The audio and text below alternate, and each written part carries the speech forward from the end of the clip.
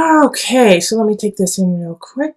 We do have two people showing up in this reading in the reverse. The Page of Swords, which is often an air sign, so Aquarius, Gemini, Libra, and then also the King of Cups, who is water sign, so Cancer, Scorpio, Pisces energy, and they're both in the reverse and they're right next to each other. So I get this feeling like they may be working together against you, or they may be working together and you're like a third party to them. So it could be in relationship. You could be the person on the side and you don't know it, or but more so like the Page of Swords energy is young, is very young. So this could be a child, and then the King of Cups, an adult.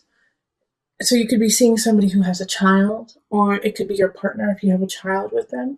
But also, I do see this dynamic at work where it's like you're working with someone maybe over a project you adore, or you are working with a project with two other people, and they see eye to eye, but you don't see eye to eye with either of them.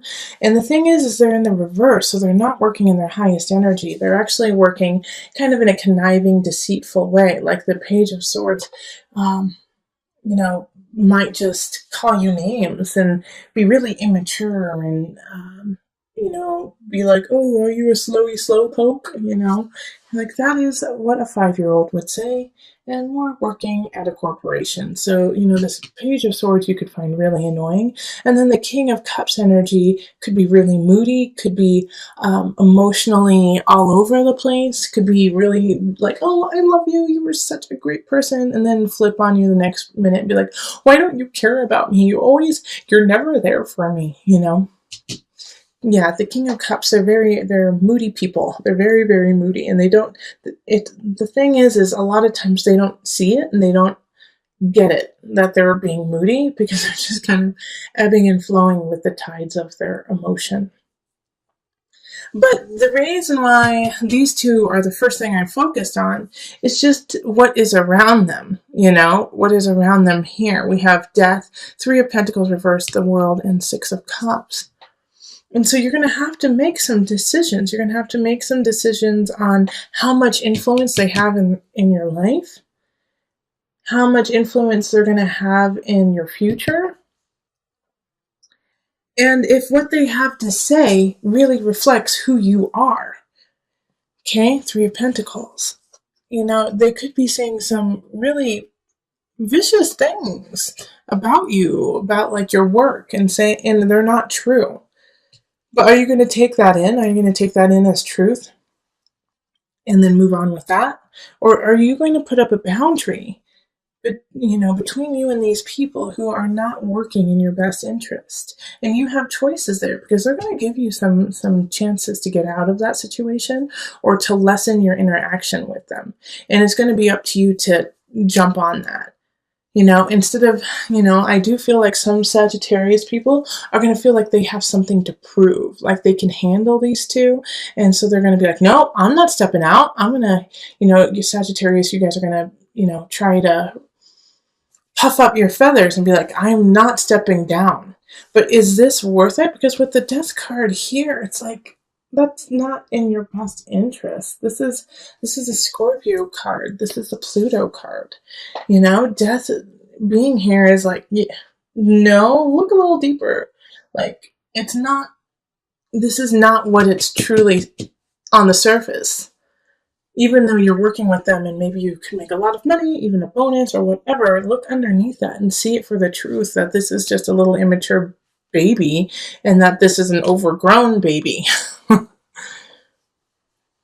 And if you put all your focus into this situation, then you're going to lose out on other people who are ready to exit your life if you don't show them some attention. Knight of Staffs.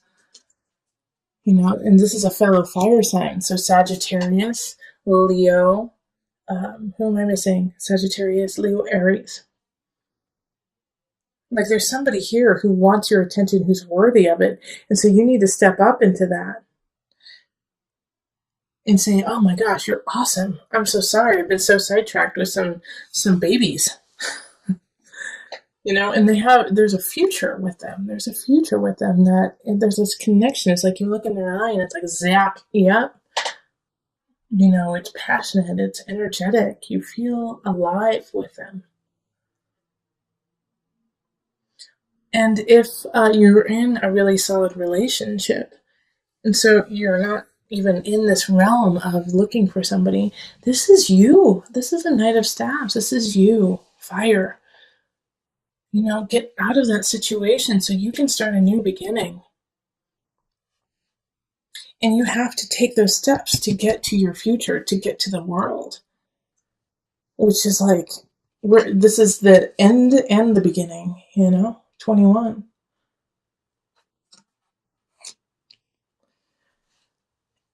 And I love that the world right here is linked with the Wheel of Fortune, okay? Like you have to see the Knight of Staves is turning their back on all of this. Turning their back on what is happening here with this malarkey, with these two people. And going off on their own adventure. You have to let this die. Okay? So that you can come down to the Wheel of Fortune. So that you can come down to your Jupiter, your expansion. We also have the Three of Cups, and this is linked to the World and Wheel of Fortune, and also the Three of Pentacles, too. And I can totally see why it's linked here, because you have to, once again, create that boundary, because they're going to try to sway you out of your future, these two people. They're going to say, no, you can't do it. You're not worth it. You need us. You need us to be successful. And you can't take that in. You have to let that go in order to get to your joy and your Wheel of Fortune and your celebration. And I do want to put a spin on this too, that it's not just work. I do feel like for a lot of you guys that it's going to be in a work situation, but this could be in a family dynamic. Like this could be sisters, a sister and brother. This could be mother, father, who are just breathing down your neck on what you need to be and who you need to be and what you need to do. So just pay attention to if you start to feel smaller, if you start to feel like, well, I can't do it. No, I'm not good enough. Figure out, take stock in that and be like, where did that come from? Where did that self-doubt come from? Who seeded that within me? Bing, bing, bing, bing, bing. Page of Swords, King of Cups. This could be a spouse and a child, This could be your husband, wife, and your son or daughter. Not saying that they're bad and that you need to cut them out, but you do need to sometimes create boundaries even in the family setting so that they do not rule over your soul. Okay, so we're going to pull from the Mother Wisdom deck for some added guidance. Mountain Presence. The same cards keep popping up in the Mother Wisdom deck. I'm pretty sure another sign got this. Mountain. All right, let me read you just a tidbit from it. But stay strong like a mountain. And presence. This really speaks to also the collective reading of looking forward. Children live like the Buddha. For them, the present moment is the only moment. They embrace what life offers breath by breath. One moment a child may be awash in tears and the next chasing a butterfly. With each experience of the present, we too have the opportunity to be more fully alive. Where are you in the here and now? Are you worrying about a note that came home from your son, or have you escaped into a fantasy of another kind of life? If so, Mountain asks that you return to the present. Presence gives us a much-needed still point. Shifting seasons and fleeting lives circle Mountain's immovable mass. Her sure center serves as a world axis connecting the earthly plane to the heavenly realm. Around the world, mountains inspire worship and demand mindfulness. When you draw this card, let presence become your practice. The ascent of mountain's steep slope serves as a walking meditation. If you are not present, you will slip and fall. If you fixate on conquering the peak, you will miss the flowers along the trail. Cultivating an awareness of each step allows anxieties to drift away. By the time you reach the top, a rarefied silence will quell any lingering agitation. Poised between heaven and earth, this is the best place to fall in love with presence, your own divine beingness that exists only in the now. Okay, but we have the Queen of Pentacles, and they're, the center of the remainder of November. So this is an Earth sign, Virgo, Taurus, Capricorn energy. And since I picked this extra card, the gift, I really feel like they're a gift to you. They're going to kind of help you in connecting yourself to a new beginning, a financial wealth beginning, something that, could create a new future for you.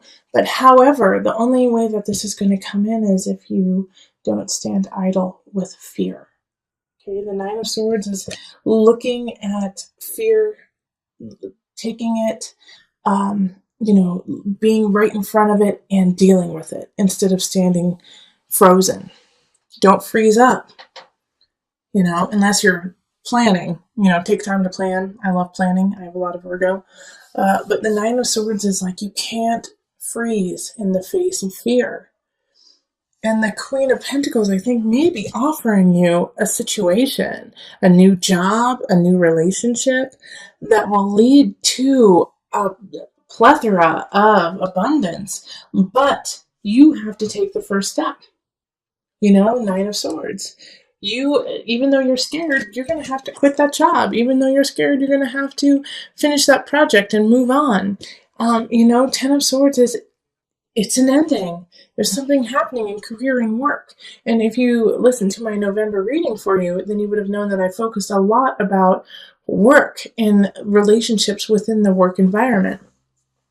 And so this is saying, yeah, it's time to let it go. Something's not working. You gotta cut ties so that you can have this gift come in. And I know it's going to be hard because in relationship, there's some people who don't have your back, who are not like, okay, follow your heart, follow your dream, go for it. They're like, why the hell would you leave such a good job? You've got benefits, it's 9 to 5, it's easy to do. Why would you leave it? You're throwing away a good situation. And, there's always going to be somebody who's against you. There's always going to be somebody who's against what you believe and what you need to happen in your life. Now, with this, though, as you are leaving, this is the Virgo in me talking to you, and maybe I am your Queen of Pentacles right now, like, go for it. However, make a plan. However, when you leave, don't leave willy-nilly and be like, oh, I'm just going to leave it. Come 100% up to Source. Source gave you a body. Source gave you a mind. Source gave you a heart and intellect. Use it. Okay? When people say, it does kind of drive me crazy when people are like, I'm just going to leave it up to God. If this is your life and God gave you this beautiful vessel and gave you this beautiful heart and this beautiful mind and this beautiful spirit, how dare you not use it? How dare you stand idly by and just be almost passive, be, I hate to say it, lazy? God didn't give you this vessel to sit around. God gave you this vessel to make a change, make a positive shift for you and around everyone around you. So don't slap God in the face by saying, I leave it to you. I'm not going to do anything. No, step up. Listen to your heart. I always say that. Listen to your spirit. Let God guide you into action. Okay? That is so important. That's why this gift is popping up. You have been given this gift of you, this gift of being. What are you going to do with it? Because you have a new beginning happening, but if you're too scared to look it in the face and actually take the first step forward, it will be taken away from you. All right, so let's call on the angel cards just to wrap it up and bring it all together. Archangel Michael. Yeah. All right.